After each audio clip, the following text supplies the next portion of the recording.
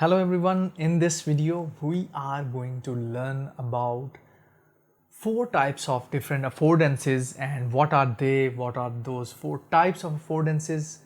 I hope that you haven't heard this before, but we're going to discuss four different types of affordances that you can apply in your UI design, user experience design work to improve the user experience of your mobile apps and websites or any digital product.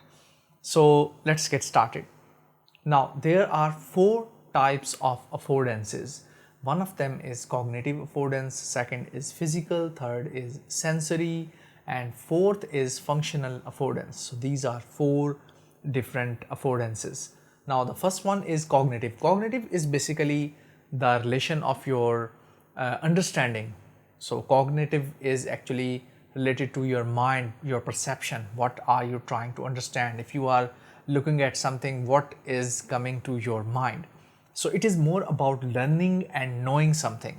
So if you see a button label on a website or anywhere else that is not understandable, that is the lack of cognitive affordance. So if you are designing some mobile app or website, make sure you are writing upload document. So this means an action.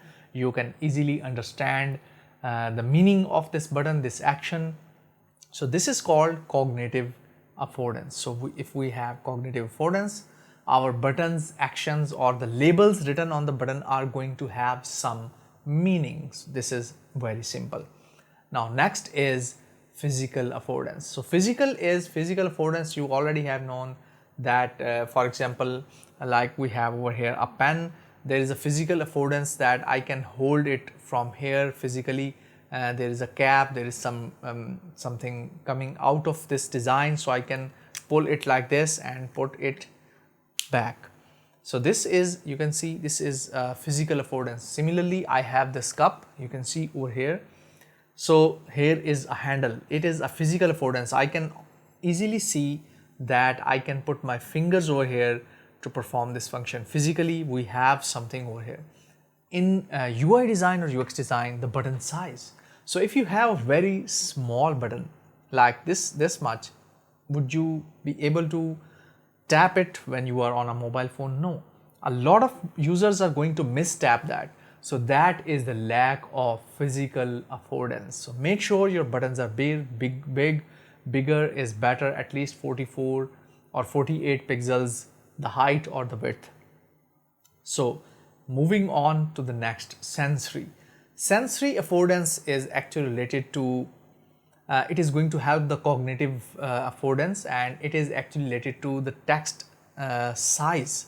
So before we talked about the button size, the whole actual affordance size. Now we are going to talk about the text size. So if you have a button and the text size is very small, you cannot read it. Your senses are not going to pick that up. So sensory affordance is, for example, if you have a cell phone and whenever you tap on a game or something, it vibrates. So it is going to give you a sensory feedback or sensory affordance that this function is happening or is happened.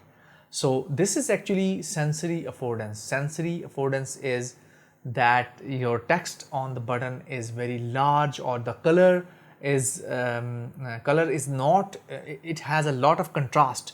For example, if the button color has a lot of contrast, you can easily see what that button is. You can easily understand that. So first there is a sensory affordance, then we go to the cognitive affordance and we start learning or knowing what is written over here.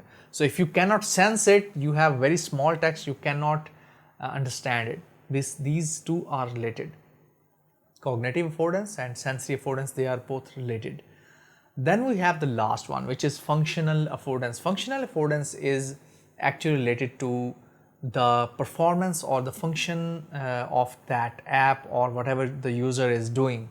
So functional affordance is, for example, the sort buttons you have seen on the websites, sort by alphabetically order, A to Z, Z to A, new to old, old to new. All these are functional affordances. You can easily see the button. You can see that when I click over here, it is going to sort, initiate that sort. So these kind of buttons, for example, sorting buttons, for example, we have filter options on different websites. These are all functional affordances that are supporting the function of that product, of that website or of that app. So these are the 4 types of affordances. I'm going to show you on the screen a little bit of example of all these, so you can get the idea of all of these in one place. So I am showing some buttons over here. So now I will slide that in front of me, don't worry. So we have cognitive, which is, you can see the button label is big and easy to understand. Then we have very small button. It means that physically it is not easier to click or not perform the action. Then we have sensory. Sensory means it must have some contrast or the text must be big so I can start knowing it or understanding it. And in the last we have functional. You can see we have delete email and sort availability.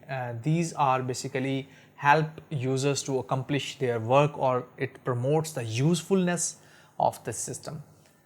So that is all about these 4 affordances, and I hope you have enjoyed this lesson. If you have and you are becoming a user experience designer, my channel is full of these kind of videos.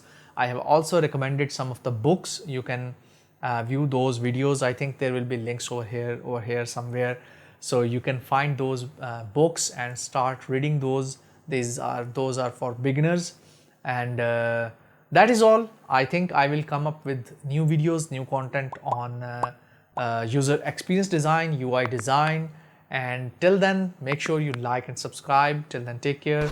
Bye bye. We will meet in another video soon.